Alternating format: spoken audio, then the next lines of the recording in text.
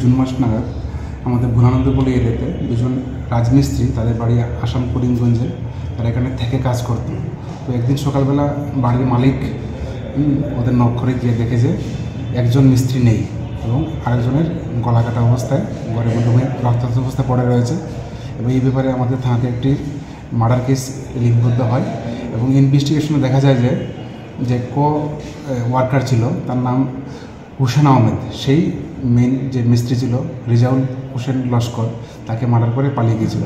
তো ওই সময় থেকে আমরা ওই আসামির বাড়িতে বিভিন্ন সময় রেড করা হয় রাতাবাড়ি থানার আন্ডারে, এবং আমাদের টিমও 2-3 বার গিয়েছিল এবং রাতাবাড়ি থানাও অনেকবার রেড করেছে ওর বাড়িতে, কিন্তু ওকে পাওয়া যায়নি।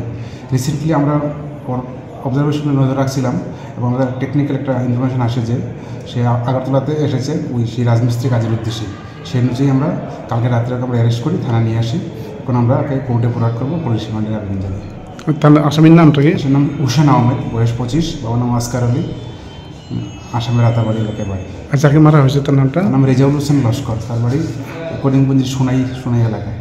আসামিকে কি আজকে কোর্টে তোলা হবে? আজকে কোর্টে তোলা হবে, আমরা পুলিশ রিমান্ড চেয়ে আদালতে প্রেরণ করবো। কতদিনের পুলিশ রিমান্ড? 5 দিনের পুলিশ রিমান্ড চাবো।